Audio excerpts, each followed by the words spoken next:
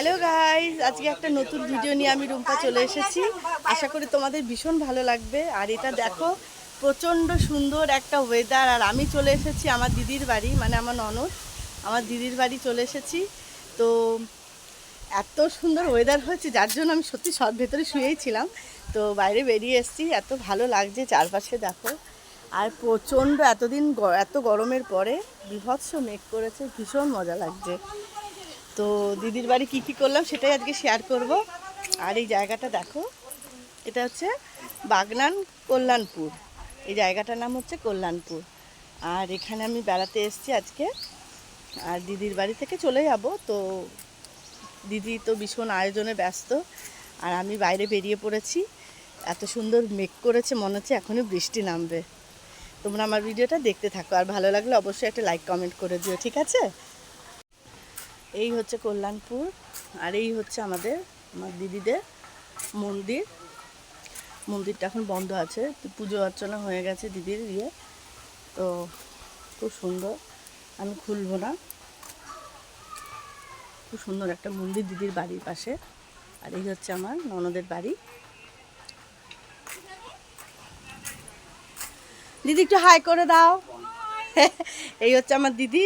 ননদ বলে আমি ভাবি না, আমি তাকে আমার নিজের দিদির মতোই ভালোবাসি। সত্যি কথা, আমি এই ভালোবাসাটা আমার শাশুড়ি থেকেও পেয়েছি, আমার দিদি থেকে। ও দিদি তাকাও, এই হচ্ছে আমার দিদি। আমার এক অংশেও ননদ মনে হয় না, আমার দিদিই মনে হয়, আমার নিজের দিদি। আর এদিকে আমার বরমশাই বসে মাথায় শ্যাম্পু করছে আনন্দে। আর ঘরের পরিবেশটাও দেখাই। আমার জামাইবাবু কি করছে। কারেন্ট নেই, অন্ধকার, এখানে কারেন্ট চলে যায় একটু মানে হলে। আর এদিকে হচ্ছে আমার জামাইবাবু। জামাইবাবু হাই করে দিন। হাই। জামাইবাবু ভীষণ সুন্দর রান্না করে। জামাইবাবু কি রান্না হচ্ছে? চিকেন কষা হচ্ছে। দাঁড়াও, আমি একটু ফ্ল্যাশ লাইট জ্বালিয়ে। ও দেখেই মানে আমার জিভে জল টস করে অলরেডি পড়া শুরু হয়েছে। সকালে আমরা ডিম টোস্ট খেয়ে ফেলেছি, সেই সময় আর ভিডিও করার কথা মনেই ছিল না, কারণ গল্পে ব্যস্ত ছিলাম। এই বিয়ের পর আমি দিদির বাড়ি প্রথম আসলাম। আর এই হচ্ছে আমার তাকান, আমার এই হচ্ছে দুষ্টু মিষ্টি জামাইবাবু, ভীষণ ভালো। আর খুব ইয়ার্কি করে আমার সাথে, ভীষণ ভালো। তাকান, মুখটা দেখান। এই তো হ্যাঁ ঠিক আছে। হেভি রান্না আছে, হেভি গন্ধ বেরোচ্ছে, পাগল হয়ে যাচ্ছে আমি গন্ধে এখনই। তো যাই, চলুন আমি একটু বাইরের ওয়েদারটা দেখি। ভীষণ বৃষ্টি। ও কারেন্ট চলে এসছে, বাহ। হ্যাঁ, আবার এসে চলেও গেল। তো চলো দিদিদের ছাদটাও একটু ঘুরিয়ে নিয়ে আসি। আচ্ছা দিদি, প্রিয়মকে ওপরে এই তুমি দেখো,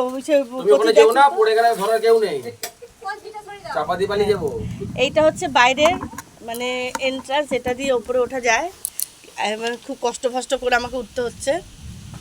তুমি উঠছো কেন? উঠছি, আমি ছাদে যাব। এই আমি যাচ্ছি দোতলা থেকে যাব তিনতলায়। আমার জামাইবাবুর অ্যাকচুয়ালি ক্যাটারিংয়ের ব্যবসা আছে বলে রাখি, তো এখানে সব সরঞ্জাম রয়েছে। তো চলো যাই ওপরে। এত মেঘ ডাকছে। এই হচ্ছে আমার দিদির ঘর। আর বাইরেটা দেখো, সত্যি এত ভালো লাগে দিদিদের ফুলবাগান। আর এই যে সেই বাইরে যে মন্দিরটা দেখালাম সেটাই। এবার যাবো গিয়ে আমি তিনতলায়। আর এখানে দিদিদের নতুন ঘর দোয়ার হচ্ছে, নতুন ঘর হচ্ছে। আমি ওই ইয়েটা দিয়ে আসার চেষ্টা করেছিলাম। তো এখন আমি চলে যাচ্ছি তিনতলায়, কারণ এই সময় ওয়েদারটা ভীষণ ভালো।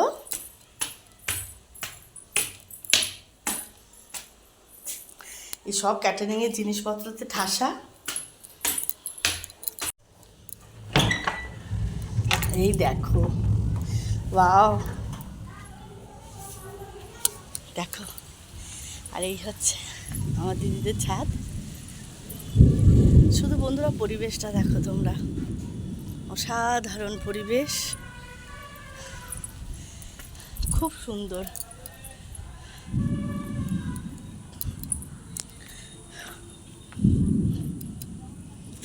এই হচ্ছে পিছনে দেখো কত তাল গাছ। এখানে না আমি একটা জিনিস দেখলাম, বাগনানে প্রচুর তাল গাছ আছে।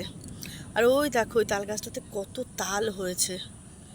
এই তালের শ্বাস খেতে ভীষণ সুন্দর লাগে। আর আমি তিনতলায় আর আমি 3 তলা উঠে দেখো কিরম হাঁপাচ্ছে কুকুরের মতো। তো এই হচ্ছে দিদির বাড়ি, কল্যাণপুরে এসেছি। ভীষণ, সত্যি কথা ভীষণ আনন্দ হচ্ছে। আর আমি আমার শ্বশুর বাড়ির লোকজনের থেকে এত ভালোবাসা পাই না, আমার এখানে আসলে মনটা সত্যি ভরে ওঠে। আমার শাশুড়ি মাকে তো তোমাদের আগেই দেখিয়েছি, মায়ের মতো মানুষই হয় না। পরে যখন আরও ভিডিও আসবে আস্তে আস্তে সব কিছু তোমাদের জানাবো। আর ওই দেখো আমার ছেলে প্রিয়ম বসে রয়েছে নিচে, ওরও খুব মজা।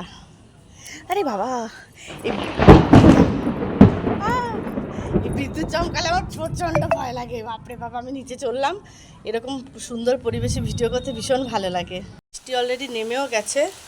ওহ বাবা, অবশেষে এলো স্বস্তির বৃষ্টি। এখানে দিদির বাড়ি এসে বৃষ্টিটা পেলাম, ভীষণ সুন্দর লাগছে।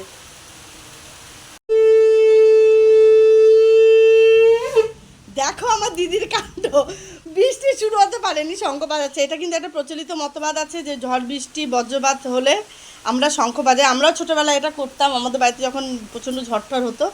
তো ভয় চটে দিদি আমার শঙ্খ বাজাতে শুরু করে দিয়েছে। আর খুব বৃষ্টি হচ্ছে, খুব। পুকুরটাতে কি সুন্দর জল পড়ছে, মনে হচ্ছে গিয়ে ঝাঁপ দিয়ে লাফিয়ে পড়ি না। অবশেষে একটু বসলাম এসে, এখন তোমাদের দেখাবো। ওই দেখো দূরে বাচ্চারা সব খেলছে।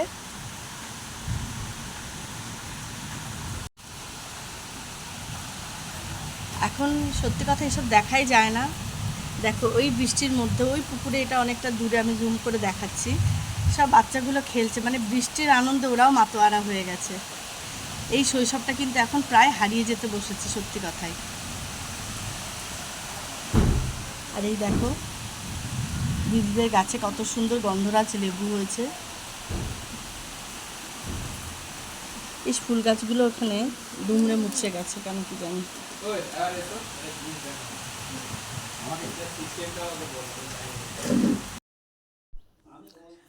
বন্ধুরা দেখো বৃষ্টি হওয়াতে এখানে কারেন্ট চলে গেছে, তো যার জন্য প্রচণ্ড ভ্যাপসা গরম লাগছে। আর আমি এসে দিদি নিচের ঘরে একদম শটান পরিষ্কার মেঝেতে এসে শুয়ে পড়েছি। আর এবার শুরু হয়েছে আমাদের খাওয়া দাওয়ার পালা।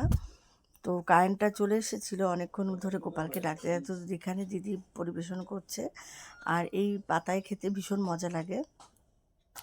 তো কী কী মেনু আছে সেটা আমি তোমাদের সাথে শেয়ার করছি, দেখতেই পাচ্ছ। এখানে রয়েছে গরম ভাত, লেবু, আর এখানে এটা হচ্ছে পটল ভাজা, পেঁয়াজ দিয়ে পটল ভাজা, আর রয়েছে কাঁচা লঙ্কা একটা নিয়ে নিয়েছে, আলু ভাজা, তারপরে তোমার রয়েছে হচ্ছে পলতা পাতার বড়া, তারপরে নোটের শাক। তো খেতে বসে গেছি। তো বন্ধুরা, আর এটা হচ্ছে পলতা পাতার বড়া, আর এছাড়া দিদি করেছে চিকেন কারি। মানে সকালে তো মানে বললামই তোমাদের আগে, চিকেন কষা হয়েছে, আর হয়েছে আমরা চাটনি, স্যালাড, সব কিছুই রয়েছে। দিদি কোনো কিছুই বাদ দেয়নি। আর আমি গোগ্রাসে গিলে চলেছি। তো হ্যাঁ, এই হচ্ছে বড়া, আর এটা হচ্ছে নোটে শাক ভাজা, দেখতেই পাচ্ছ। লেবু নিয়ে নিয়েছি। কী খাবো, কোনটা আগে খাবো বুঝতে পারছি না, কারণ এত কিছু পদ দিয়ে সত্যি খেতে গেলে ওতেই পেট ভরে যাচ্ছে।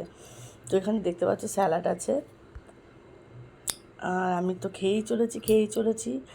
আর সত্যি কথা এখন নিয়ে নিয়েছি চিকেন কষা। এত সুন্দর রান্না হয়েছে যে কোনো কিছুতেই না বলছি না। আমার ছেলেরা সবার আগে খাওয়া হয়ে গেছে।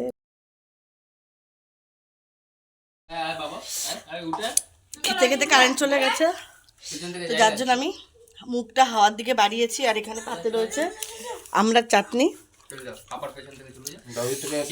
এত খেয়েছি যে আর নড়তে ইচ্ছা করছে। তো বন্ধুরা এই দেখো চাটনির পরে চলে এসেছে পাকা আম। তো পাকা আম খাওয়াটা সত্যি খুব মিষ্টি ছিল। আমি দিদিকে বললাম আমাকে আঠিটাই দাও। আর সত্যি কথা আমি এখানে দেখি, আমার শ্বশুরবাড়িতে দেখেছি এটা, যে ভাত খাওয়ার পরে এরা সবাই আম বা ফল খেতে, মানে আমটা ভালোবাসে। এরপরে রয়েছে তোমার পাতে পড়েছে মিষ্টি দই। মিষ্টি দইটা বাগনানের অসাধারণ গো বন্ধুরা। আমি যদি তোমাদের খাওয়াতে পারতাম সত্যি মনটা ভালো লাগতো। আর দেখো আমি এত খেয়ে ফেলেছি যে হাত পা ছড়িয়ে বসে পড়েছি। তো খাওয়া দাওয়া কমপ্লিট, হাত ফাত ধুয়ে নিলাম সুন্দর করে। তো দিদি নিজেই সব কিছু করছে, বাসন টাসন মাজতে বললাম দিদি একটু হেল্প করি। দিদি একাই আমার 100। তো বন্ধুরা খাওয়া দাওয়ার পরে আবার বাইরে একটু বেরিয়ে হাঁটতে চলে এলাম। তো এলাম দিদিদের মন্দিরের কাছে। এটা কিন্তু আমি বলতে তোমাদের ভুলে গেছি, এটা দিদিদের নিজস্ব মন্দির। আর এটা গত বছর এটা পুনঃসংস্করণ হয়েছে, কিন্তু এই মন্দিরটা বহু প্রাচীন মন্দির এবং এটা আমাদের দিদিদের বাড়িরই মন্দির। এখানে মা দক্ষিণাকালী বিরাজ করেন। তো বন্ধুরা এবার তো যাওয়ার পালা। তো আমি এখানে সাজগোজে ব্যস্ত হয়ে গেলাম, কারণ ভীষণ বাইরে মেঘ ডাকছিল। তো আমার যেহেতু বেলঘরিয়ায় ফিরতেই হবে, তো যার জন্য আমার হাজব্যান্ড বললো যে চলো এখনই রেডি হয়ে নাও। তো দেখতেই পাচ্ছ এখানে আমি রেডি হচ্ছি। তো একটু বলে দিলাম আমাকে একটু ভিডিওটা করো। আর সত্যি কথা কি, দিদির বাড়িতে এলাম প্রথম, ভীষণ আন্তরিকতা ভালোবাসা পেয়ে আমি মুগ্ধ হয়ে গেছি। যেতে মন চায় না, তবুও যেতে তো হবেই। এবার এইদিকে দেখো জামাইবাবু ঘুমিয়ে পড়েছে বেচারা, প্রচণ্ড খাটাখাটনি পড়েছে, ভোরবেলা উঠেছে। আমার প্রিয়ম এখানে বসে বসে ফল খাচ্ছে আর পিসির আদর খাচ্ছে। আর এই হচ্ছে আমার দিদি। তো যাওয়ার সময় দিদির মনটাও খারাপ হয়েছে, তো দিদিকে বললাম দিদি আসছি, ভালো থেকো, দিদির বাড়ি আবার আসবো। আবার দেখো যাওয়ার সময় দিদি ধরিয়ে দিচ্ছে, আবার থামস আপ নিয়েছিল, সেটা আমরা খেলাম। তো একটু গ্লাসে চুমুক না দিলে ভালো লাগছিল না। আর খাওয়ার পরে যে ঢেকুরটা উঠছিল সত্যি মজা লাগছিল। আমি এটা ভীষণ এনজয় করি, যখনই থামস আপ খাই একটা ঢপ করে ঢেকুর ওঠে। তো এখানে আমরা সব রেডি, আমার হাজব্যান্ডও রেডি, আমার ছেলে তো রেডি হয়েই গেছে। আর আমরা এখন বেরিয়ে পড়েছি বাইকের উদ্দেশ্যে। তো আমার বরের বাইকটা ভিজে গেছিলো বলে ন্যাকড়া দিয়ে পোছাপুছি চলছে। আর এখানে দিদিকে ছেড়ে যেতে মন চাইছে না। তো দিদিকে বললাম দিদি সবাইকে টাটা করে দাও। আমিও তোমাদের সবাই টাটা করলাম, আবার দেখা হবে।